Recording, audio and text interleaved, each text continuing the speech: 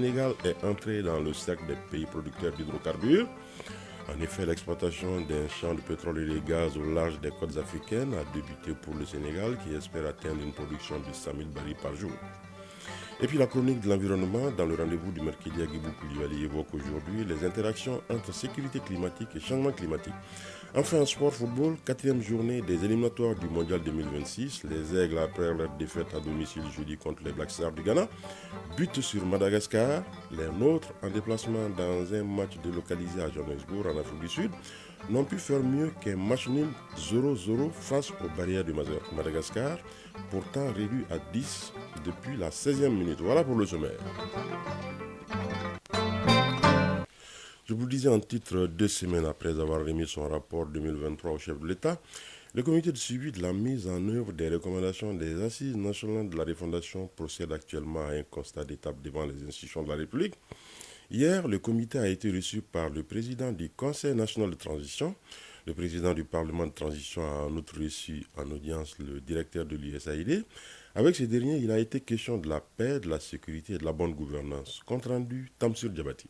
Le rapport annuel 2023 du comité indépendant de suivi et évaluation de la mise en œuvre des recommandations des Assises nationales de la refondation, désormais sur la table du Conseil national de transition. Et c'est le président colonel Malik Diaw qui le reçoit des mains du coordinateur général du comité, Amadou Tcheoulé Ndiara, coordinateur général CNCR ANR. La seule constitution ne suffit pas à un pays d'avoir une peau neuve, mais ce sont les lois qui vont habiller la constitution, qui vont lui donner une peau neuve. Or, l'institution qui donne la peau neuve, en fait, juridiquement à un pays, c'est son Parlement, notamment le Conseil national de la transition.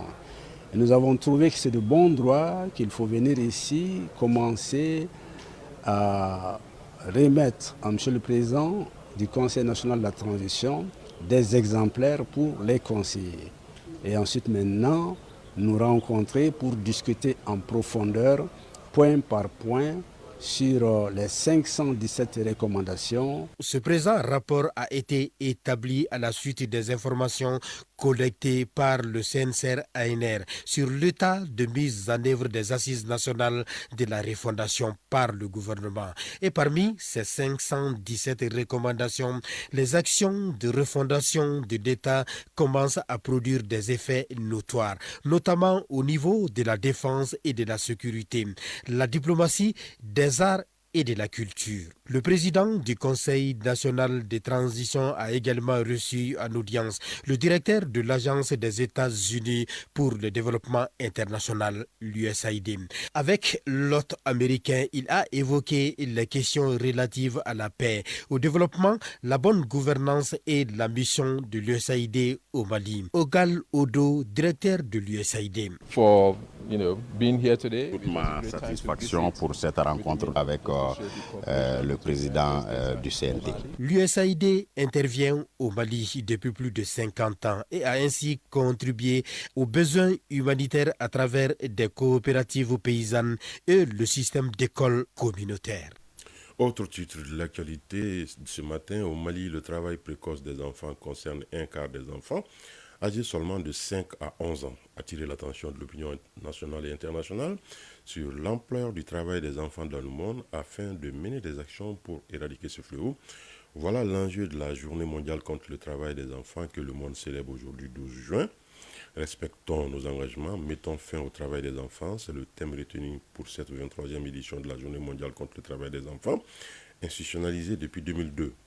INABA procède au décryptage de la déclaration du ministre en charge du Travail à cette occasion. Selon l'OIT, près de 160 millions d'enfants, soit près d'un enfant sur 10 dans le monde, sont soumis au travail forcé. La célébration de la Journée mondiale contre le travail des enfants vise à sensibiliser le grand public, les partenaires sociaux, les organisations de la société civile et autres décideurs sur l'ampleur du phénomène. Dr Fassoum Koulibaly, ministre du Travail, de la fonction publique et du dialogue social. Au Mali, les résultats de l'enquête EMOB de l'Institut national de la statistique rendue en 2022 démontrent que le travail précoce des enfants concerne un quart des enfants âgés de 5 à 11 ans. Il augmente avec l'âge et touche davantage les garçons que les filles. Pour éliminer ces fléaux, il est essentiel de s'attaquer à ces causes profondes, notamment en mettant en place un cadre juridique solide, en garantissant l'accès à une éducation de qualité et à la protection sociale. Pour cette 23e édition, le thème retenu est « Respectons nos engagements, mettons fin au travail des enfants ». C'est pourquoi les décideurs doivent accélérer leurs efforts pour combattre le travail des enfants dans ses pires formes. D'importantes mesures, tant sur le plan institutionnel que législatif, ont été prises pour soutenir des actions entreprises. Au nombre desquelles mesures l'on peut citer la création de la cellule nationale de lutte contre le travail des enfants en 2006, l'élaboration et l'adoption très prochaine de la deuxième génération du plan d'action national pour l'élimination du travail des enfants au Mali PANETEM 2 couvrant la période 2024-2028. Dans la même dynamique, une politique nationale de santé et sécurité au travail est également en cours d'adoption qui vise à garantir les meilleures conditions de vie au travail. Pour l'édition 2024, plusieurs actions sont prévues pour sensibiliser et lutter contre le travail des enfants. Les campagnes médiatiques pour informer le public sur les conséquences néfastes de ces fléaux, la prise de mesures pour réduire la pauvreté et soutenir les familles, afin qu'elles n'aient pas à recourir au travail des enfants, entre autres. Toute autre chose à présent, 3000 maraîchers de 6 régions de notre pays viennent de recevoir 3500 kits de semences maraîchères, variétés de légumes. La cérémonie officielle de lancement de l'opération de distribution des liquides présidée par le ministre de l'Agriculture vient de se tenir dans l'enceinte de World Vegetable Center, contiguë à l'ICRISAT 6 à Samanco. Elle s'inscrit dans le cadre du projet CEF-VEG de World Vegetable Center. Le compte-rendu de la remise avec nos envoyés spéciaux à Samanco, Fademba Keita, Aruna Diara. 3500 kits de semences maraîchères remis à ceux qui en ont le plus besoin. Chaque kit contient 2 ou 3 variétés de cultures différentes: piment, gombo, roselle, aubergine africaine ou amarante. Leur distribution s'inscrit dans le cadre de la mise en œuvre du projet CEF-VEG de World Vegetable Center. La porte-parole des 3000 bénéficiaires loue le geste et invite les maraîchers à plus d'engagement. Aminata Diara, porte-parole des bénéficiaires. Nous sommes très fiers d'avoir reçu ces semences, nouvelles variétés. Nous allons les expérimenter dans nos jardins. J'invite tous les maraîchers bénéficiaires à plus d'engagement.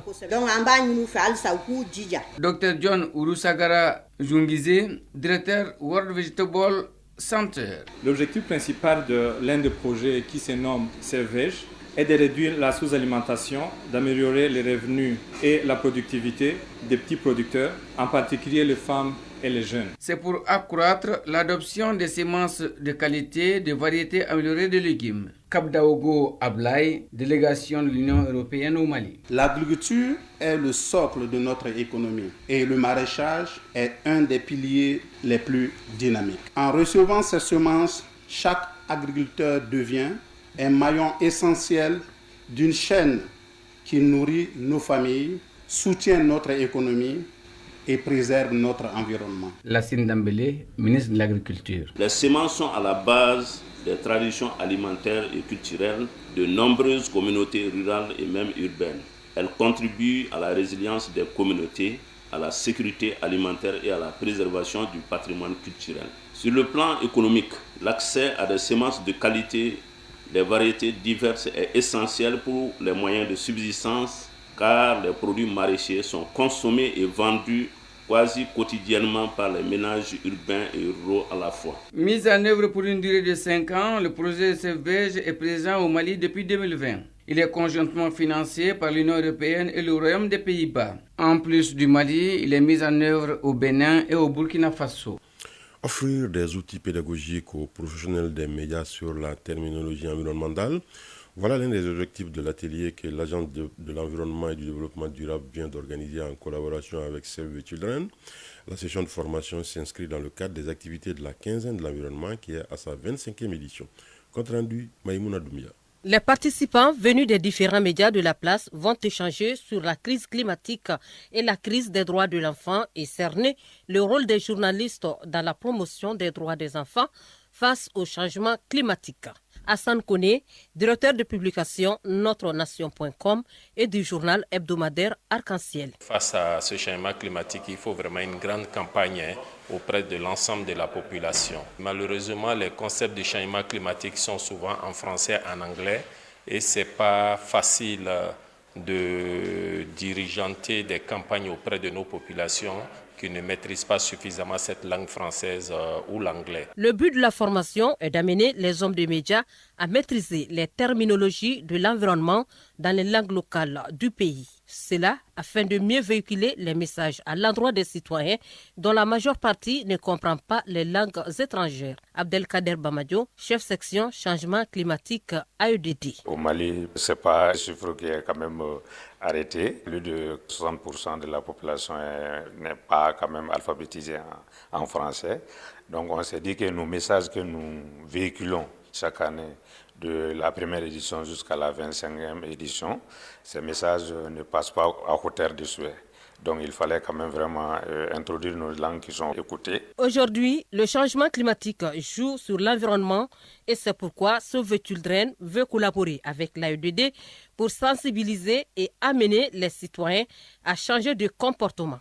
Souleymane Touré, directeur du programme Save the Children. Je pense que le changement climatique fait partie des problèmes. Et donc, il ne doit pas être ausculté. Il est important justement d'équiper, d'outiller, n'est-ce pas, les hommes de médias pour pouvoir traduire, n'est-ce pas, les concepts clés du changement climatique, n'est-ce pas, dans nos langues. À l'issue des travaux de 2 jours, les participants ont fait des recommandations et propositions d'action pour l'opérationnalisation des acquis de la formation dans la mise en œuvre des projets au sein de la communauté. Un mot de l'actualité à l'étranger avec le Sénégal qui est entré dans le cercle des pays producteurs d'hydrocarbures. En effet, l'exploitation d'un champ de pétrole et de gaz au large des côtes africaines a débuté pour le Sénégal, qui espère atteindre une production de 100 000 barils par jour, un chiffre modeste comparé aux géants mondiaux et africains, mais qui devrait générer des milliards de dollars de revenus et accélérer le développement de l'économie du pays. L'annonce du début de cette exploitation a été faite hier par la compagnie australienne Woodside Energy. Cette dernière opère le champ pétrolier avec la Société des pétroles du Sénégal. Une nouvelle attaque mortelle au Nigeria. Des hommes armés appartenant à des gangs criminels ont tué 26 personnes, dont 4 policiers, et en ont enlevé des dizaines d'autres lors d'un raid dans un village du nord-est du Nigeria. C'est ce qu'ont déclaré la police et un responsable local. Katsina, l'état où s'est déroulée l'attaque, est terrorisé par des gangs lourdement armés appelés bandits. Ils procèdent à des raids dans les villages, brûlent et pillent les maisons et enlèvent les habitants contre rançon. Le vice-président du Malawi, Solo Chilima, a trouvé la mort dans un accident d'avion. L'annonce a été faite hier par le président Lazarus Chakwera, peu après la découverte de l'épave de l'appareil porté disparu depuis la veille. Les équipes de recherche et de secours ont localisé l'avion complètement détruit et sans aucun survivant. Tous les passagers à bord ayant été tués sur le coup. Voilà ce qu'a annoncé le chef de l'État dans un discours retransmis à la télévision. Les mots manquent pour dire à quel point c'est bouleversant, a-t-il ajouté, parlant d'une terrible tragédie.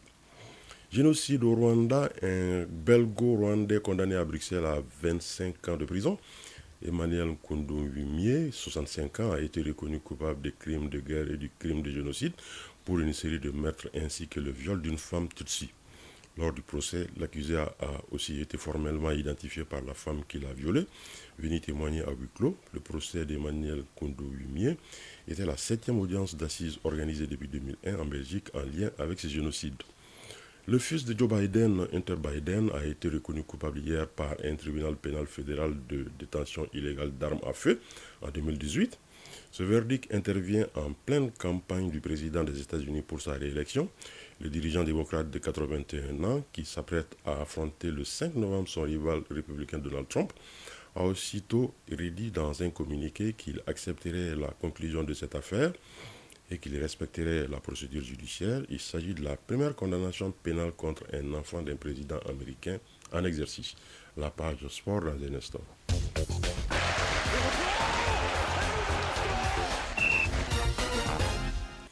Football, le marché des transferts dans les championnats majeurs en Europe arrive à grands pas. Sur le continent, fin des rencontres de la 4e journée des éliminatoires de la Coupe du Monde 2026. Dans le groupe I, les Aigles du Mali ont encore perdu des points après leur défaite de la 3e journée face au Ghana. Hier, la sélection nationale a fait match nul 0-0 en Afrique du Sud contre Madagascar. Un résultat mitigé qui permet au Mali d'accuser 4 points de retard sur les Comores et le Ghana, qui comptent 9 points. Le résumé de l'actualité sportive, c'est avec Ali Djoumatina. En déplacement à Johannesburg, en Afrique du Sud, pour affronter les Barrières de Madagascar, les Aigles du Mali, qui se devaient de s'imposer dans cette rencontre de la 4e journée des éliminatoires de la Coupe du Monde 2026, pour se relancer, n'ont pu faire mieux qu'un frustrant match nul 0-0. Le compte-rendu de la rencontre avec nos envoyés spéciaux, Seragatou Sissé et Mahamadou Sidibé. Le film de ces face-à-face Aigles du Mali, Barrières de Madagascar à Johannesburg est horrible. Une équipe du Mali à 11 contre 10 depuis la 16e minute. Des occasions ratées ça et là.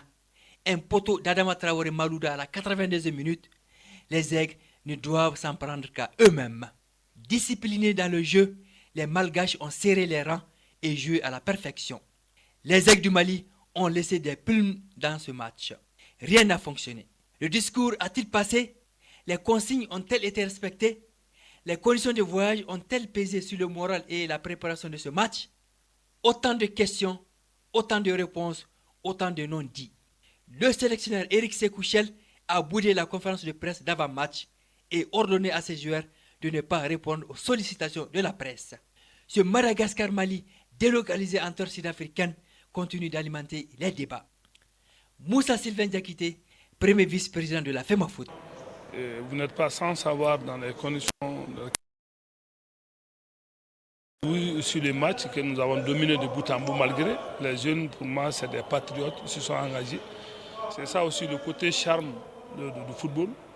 Il y a encore du jus de poing à chercher. C'est une zone de turbulence. Bakary Koulibaly, ambassadeur du Mali en Afrique du Sud. Naturellement, nous aurions voulu que les résultats soient autres sur le terrain. Mais je dois assurer nos compatriotes que personne ne doit céder à des sentiments négatifs parce que c'est une épreuve de longue haleine et il reste encore beaucoup d'autres matchs à jouer. Après 4 journées dans le groupe I, le Mali est 4e avec 5 points. La 5e journée est programmée en mars 2025. D'ici là, on aura certainement évacué la frustration. Johannesburg, Seragatou Sissé et Mohamed Sidibé pour leur thème. Les autres rencontres du groupe du Mali lors de la 4e journée. Victoire du Ghana 4-3 contre la République centrafricaine. Les Comores ont battu 2-0 le Tchad. Le classement du groupe I après 4 journées, les Comores occupent la première place avec 9 points plus 4. Les Black Stars du Ghana sont deuxième avec 9 points plus 2. Avec 7 points, Madagascar se classe 3e. Le Mali est 4e avec 5 points. La Centrafrique occupe la 5e place.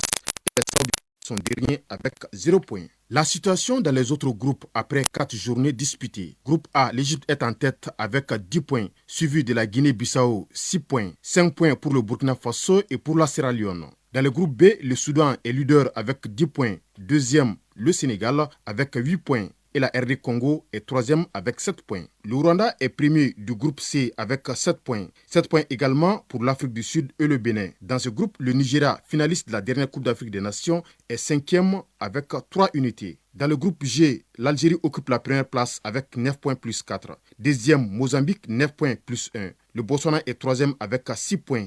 La Guinée a également 6 points. Il en est de même pour l'Ouganda, 6 points. Et la Somalie occupe la dernière place avec 0 points. Groupe H, la Tunisie est leader avec 10 points. Deuxième, la Namibie 8 points et le Libéria est 3e avec 7 points. Championne d'Afrique, la Côte d'Ivoire prend les commandes du groupe F après 4 journées avec 10 points. La prochaine journée des éliminatoires est prévue en mars 2025.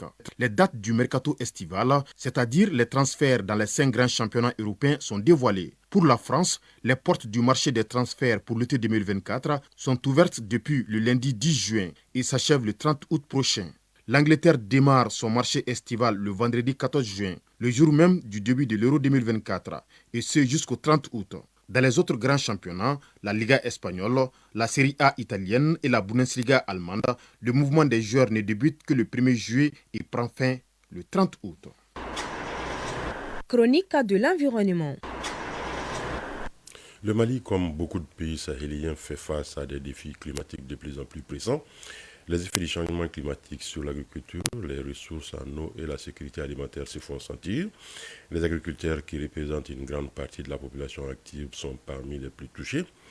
Les sécheresses récurrentes et l'érosion des sols réduisent les rendements agricoles, mettant en péril la subsistance des millions de Maliens. Et cela a un impact direct sur la sécurité alimentaire. C'est le sujet de la chronique de l'environnement, une réalisation de Agibou Koulibaly. La sécurité climatique est un concept plus large qui intègre les conséquences du changement climatique sur la stabilité et le bien-être des sociétés humaines. Elle se concentre sur la manière dont ces impacts climatiques affectent la sécurité alimentaire, la disponibilité des ressources en eau, la santé publique, les déplacements de population et les conflits. Carolina Sarzana, spécialiste en sécurité climatique à Alliance Biodiversity et SIATA. La sécurité climatique, c'est le concept de la sécurité climatique et les facteurs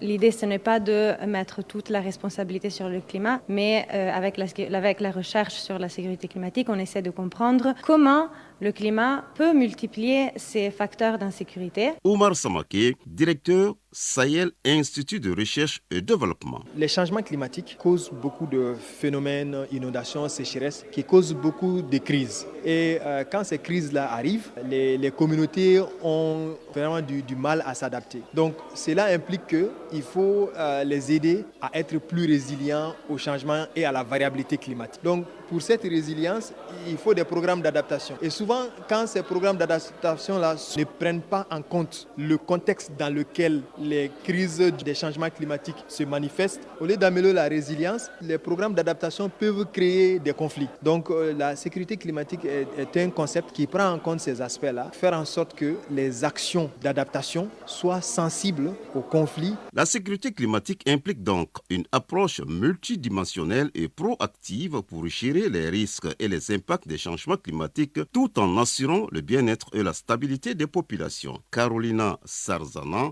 spécialiste en sécurité climatique à Alliance Biodiversity et SIATA. Pour le Mali, elle est très importante parce que le Mali fait face à de nombreuses contraintes et de nombreux défis climatiques qui se manifestent dans un contexte où il y a déjà de la dégradation environnementale, donc qui va renforcer ces défis. Et on retrouve aussi déjà présent des conflits intercommunautaires, des conflits liés aux ressources. Et dans ce contexte, c'est vraiment de comprendre comment tous ces facteurs interagissent les uns avec les autres. Omar Samake, directeur Sahel Institut de recherche et développement. Il y a beaucoup de phénomènes qui se sont passés au centre du Mali, tout simplement parce que ces aspects de sécurité climatique n'étaient pas pris en compte. Les conflits entre éleveurs et agriculteurs, les conflits entre autochtones et allochtones, la répartition des ressources, l'inégal accès aux ressources productives pour une certaine catégorie de population. Ça, c'est des aspects souvent qui n'ont pas été véritablement pris en compte dans les programmes de développement et c'est des aspects qui constituent des causes des frustrations et ces frustrations qui se transforment en conflit. Donc aujourd'hui, c'est extrêmement important pour le Mali de prendre en compte cette notion de sécurité climatique. En somme, la sécurité climatique est une réponse proactive et stratégique aux défis posés par le changement climatique.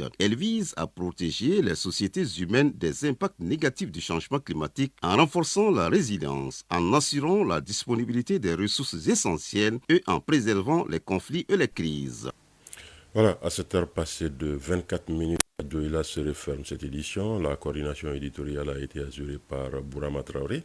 À la mise en onde, il y avait Soumaïla Diarra. Merci d'avoir été de notre prochain rendez-vous des infos 13h.